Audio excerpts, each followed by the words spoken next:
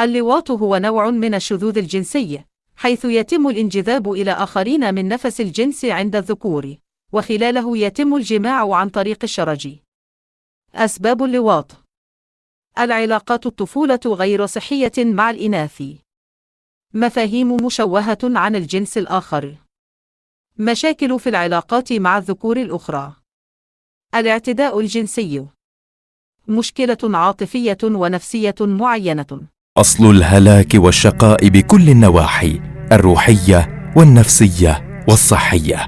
وسواء كنت مقتنعا بخطر الإدمان من عدمه، سنعرض عليك 40 ضررا مثبتا علميا وعمليا للإدمان على صحتك النفسية فقط.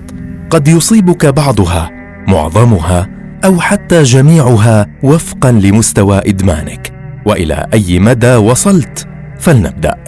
الأضرار النفسية لإدمان الإباحية والاستمناء: الاكتئاب، الإحساس المفرط بالذنب وجلد الذات، الأرق، القلق، الرهاب الاجتماعي والحساسية المفرطة، ضعف الشخصية، الإحساس بالدونية والهوان وضعف الصورة الذاتية، عدم القدرة على المطالبة بالحق، الوساوس القهرية، اللامبالاة تجاه أمور الحياة المهمة، إهمال النفس وإهمال الآخرين، الفوضى وعدم التنظيم، الأفكار الانتحارية، قلة الحافز للعمل والإنجاز، عدم الاستمتاع بالنشاطات يعني بيمارسها يوميا. أما اللي مش بيمارسها يوميا حتى لو يوم ويوم، ده لا يعتبر مدمن.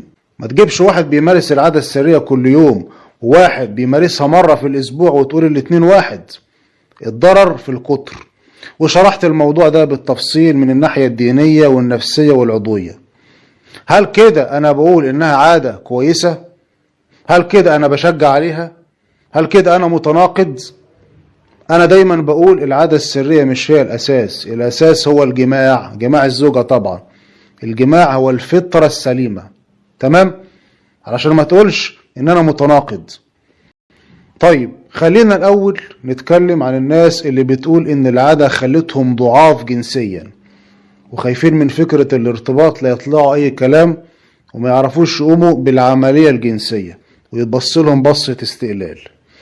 بص يا باشا، في فرق بين الضعيف جنسيا من الأساس وبين اللي ضعف جنسيا بسبب العادة. في واحد من غير العادة هو مولود كده، الرغبة عنده ضعيفة، ما يشتهيش الستات، هو مولود كده، هرموناته كده، عقله كده، ودول نسبة قليلة جدا جدا. وفي واحد أساسه حلو وعنده شهوة وكل حاجة تمام، بس بسبب كتر العادة الرغبة عنده قلت. ودي تعرفها ازاي؟ ان كنت ضعيف من الأساس ولا بسبب العادة. شوف نفسك لما بلغت جديد كانت رغبتك عاملة ازاي. هتقول لي ياه ده انا كنت نار، اي مشهد كان يولعني، كل يوم اصحى الصبح الاقيه منتصب كده. يبقى انت اساسك حلو وما عندكش اي مشكلة. اللي خلاك ضعيف جنسيا دلوقتي السكة الغلط اللي انت مشيت فيها، عادة سرية كتير، مع سجاير، مع لخبطة في النوم، مع عك في الاكل، مع ان مفيش رياضة، مع زيادة في الوزن.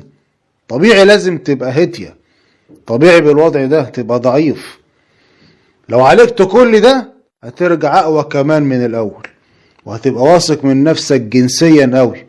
يعني العادة السرية قلل منها على قد ما تقدر، قلل من السجاير على قد ما تقدر.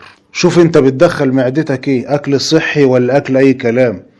المشروبات الغازية قلل منها على قد ما تقدر. خد كفايتك من النوم، روح جيم او العب رياضة في البيت، المهم تنتظم في الرياضة. وخد لك مالتي فيتامين خاص بالرجال وامشي عليه 6 شهور من النظام ده، وهتلاقي الشهوة رجعت تاني والانتصاب رجع تاني والرغبة عليه، وحجم العضو نفسه زاد. سنة هتبقى عنتيل.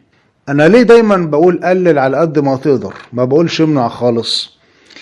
لان انت انسان مش مكنة، هتضعف وهتتأثر بالمشاهد الخارجية. انت مش حديد ولا جماد. وانا واقعي، مفيش حد مثالي ما بيغلطش. اكتر ناس بتضايقني اللي بيجي يقول لي ايه، انا اتدمرت. ليه يا حبيبي اتدمرت؟ قعدت ممتنع عن العادة الشهر وعملتها امبارح بس كده. Person doesn't say stop as well Even though there may be dangers with an activity or behavior, they don't see it and they don't stop. So even though cocaine and methamphetamine use is damaging, destroying their lives, they don't stop. Well, is pornography or sexual addiction, can that be a real addiction like cocaine and methamphetamine? The answer science is telling us is yes, it can. Can it change the brain in similar ways? Can it cause these frontal lobe areas, this break of the brain, to actually get smaller? Actually, it can. A couple of recent studies have shown this. One looked at overeating leading to obesity and found that the frontal areas of the brain shrunk just like they did with cocaine and methamphetamine. And then, I believe it was 2007, recently, a study looking at a form of sexual addiction showed the same thing, that those frontal lobes actually got smaller in addiction, in sexual addiction. Think about that for a minute. We have 4 different studies, 2 drug studies, cocaine and methamphetamine, and 2 natural addiction studies, overeating leading to obesity and sexual addiction. These are